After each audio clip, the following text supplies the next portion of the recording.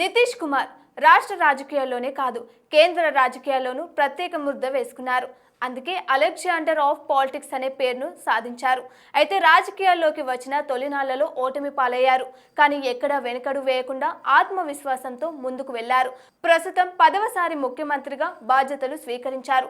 ఈ నేపథ్యంలో అతని జీవన గమనంలో ఎదురైన సవాళ్ల నుంచి రాజకీయ ప్రయాణంలో వచ్చిన ఒడిదుడుకులు ఆటుపోట్ల వరకు పూర్తి వివరాలు ఈ వీడియోలో తెలుసుకుందాం. బీహార్ రాజకీయాలు ఇతర రాష్ట్రాలతో పోలిస్తే కొంత భిన్నంగా ఉంటాయి.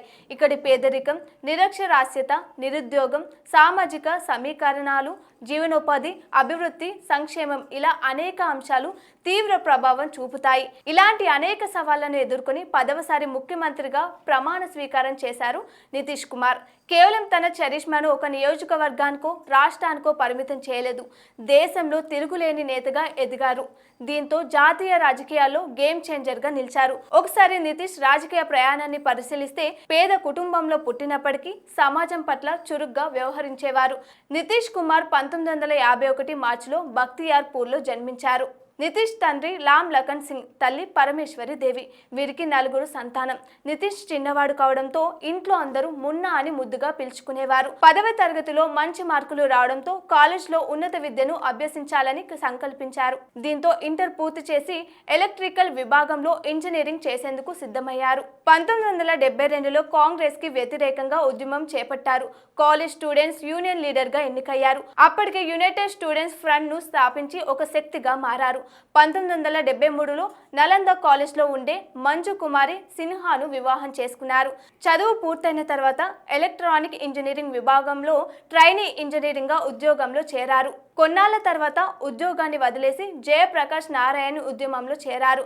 1977లో తొలిసారి జనతా పార్టీ తరఫున అర్నౌడ్ నియోజకవర్గం నుంచి ఎమ్మెల్యే అభ్యర్థిగా పోటీ చేశారు. కానీ ఓటమి పాలయ్యారు.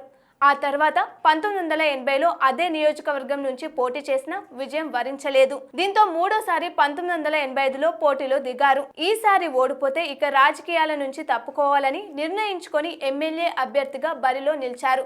మూడోసారి విజయం వరించింది. కేవలం రాష్ట్ర రాజకీయాలకే పరిమితం కాకుండా 1989 నుంచి 5 సార్లు లోక్సభ అభ్యర్థిగా నిలిచి గెలుపొందారు. అప్పటి వరకు ఒక నియోజకవర్గానికి పరిమితమైన నితీష్ 1990 ఎన్నికల తర్వాత రాష్ట్ర రాజకీయాలపై ఫోకస్ పెట్టారు. 1995లో జరిగిన అసెంబ్లీ ఎన్నికల్లో జేపీ పార్టీని జనతాదళ్ యునైటెడ్ గా మార్చి పోటీ చేశారు. అప్పటికే ముఖ్యమంత్రిగా ఉన్న లాలూ ప్రసాద్ యాదవ్ కు నితీష్ కు మధ్య గట్టి పోటీ నెలకొంది. ఈ ఎన్నికల్లో లాలూ ఎక్కువగా సీట్లతో గెలుపొందినప్పటికీ తన పార్టీ తరఫున గట్టి పోటీ ఇచ్చారు నితీష్. 2000 అసెంబ్లీ ఎన్నికల్లో లాలూ గాలి బాగా ఉన్న సమయంలో ఒంటరిగా పోటీ చేసిన నితీష్ లాలూ ప్రసాద్ యాదవ్ కు సమానంగా సీట్లు సాధించగలిగారు.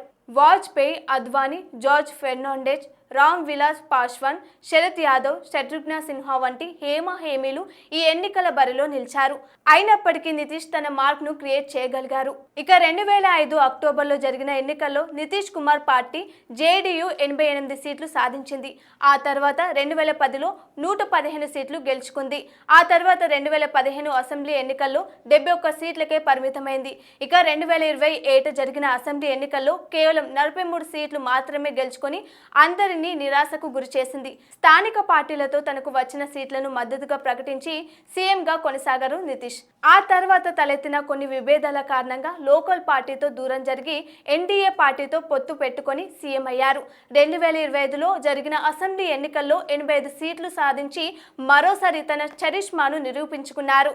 ఇప్పటి వరకు 9 సార్లు ముఖ్యమంత్రిగా చేసిన నితీష్ ఈసారి 10వసారి సీఎంగా ఎన్నికై ఏకైక నాయకుడిగా సరికొత్త రికార్డును సృష్టించారు.